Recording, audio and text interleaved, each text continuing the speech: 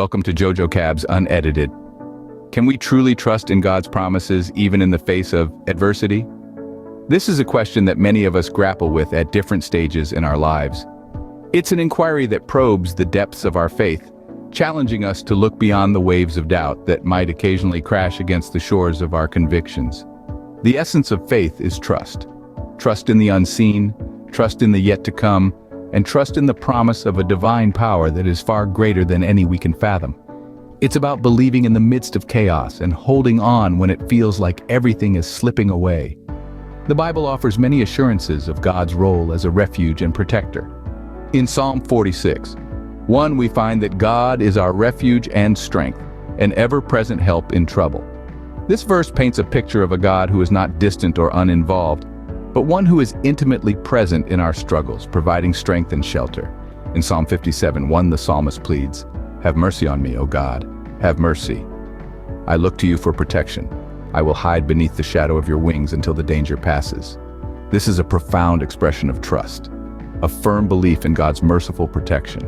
The concept of God as a refuge and protector is woven throughout the scriptures. It's a theme that resounds with reassurances of God's unfailing love and unwavering protection.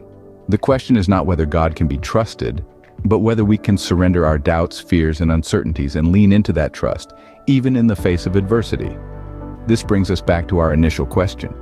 Can we truly trust in God's promises even in the face of adversity? The answer lies not just in the words of the scriptures, but in the lived experiences of countless believers who have found refuge in their faith. Stay with us as we delve into the scriptures to find answers. Deliver me from my enemies, O God, be my fortress against those who are attacking me. Psalm 59:1. Imagine a fortress, standing tall and unyielding against the onslaught of a storm. Sturdy walls, impenetrable gates, an unwavering stronghold. This, friends, is the image of God that this psalm paints.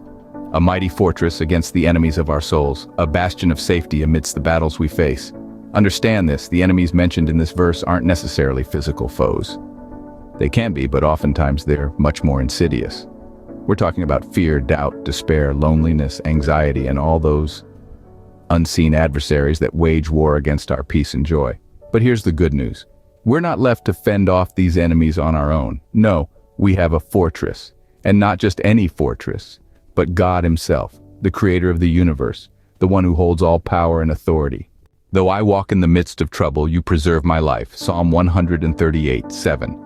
Isn't it comforting to know that no matter what we're going through, God is there to preserve our lives? It's not a promise of an easy journey, but of a protected destination. Imagine walking through a storm, the rain pelting against you, the wind howling in your ears. You're drenched, cold, and visibility is near zero. But amidst the chaos, you're not alone. God is right there with you, providing refuge, warmth, and guidance. He's your beacon in the storm, your shelter against the elements. God's preservation isn't limited to physical protection. It expands to emotional and spiritual preservation too. When your heart is heavy, when your spirit is low, God is there to lift you up. And let the peace of Christ rule in your hearts, to which indeed you were called in one body. Colossians 3:15. This verse from Colossians is a powerful reminder of the peace that comes from our faith in Christ.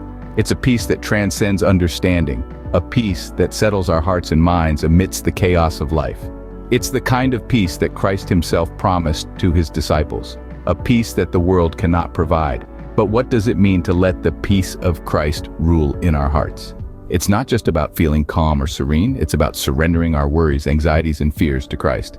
Give your burdens to the Lord, and he will take care of you. Psalm 55:22. This powerful verse from the book of Psalms is a comforting reminder of God's unwavering faithfulness. It emphasizes the soothing reality that we don't have to carry our burdens alone. Picture the word burden. What comes to mind? Maybe it's a heavy load you're carrying on your shoulders, or perhaps it's a constant worry nagging at the back of your mind. A burden could be an overwhelming responsibility, a gnawing fear, a challenging situation, or a heart-wrenching loss. Trust in the Lord with all your heart and do not lean on your own understanding. Proverbs 3:5-6. This verse, tucked away in the wisdom-filled book of Proverbs, beckons us to a profound act of faith and surrender. Trust. Trust, as painted in the canvas of our lives, is not merely a passive state of belief. but an active leap into the unknown, fully anchored on God's promises. It is a stepping stone in our journey of faith, a cornerstone in our relationship with the Creator. When we trust in the Lord with all our hearts, we acknowledge that our understanding is limited. We concede that our perspective is finite, confined by the boundaries of our human experience. But God's understanding, it's infinite, boundless, and timeless. And I am convinced that nothing can ever separate us from God's love.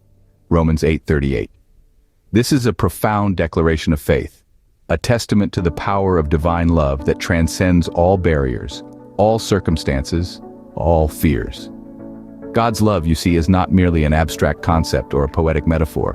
It's an unfailing force, a constant companion in our journey through life.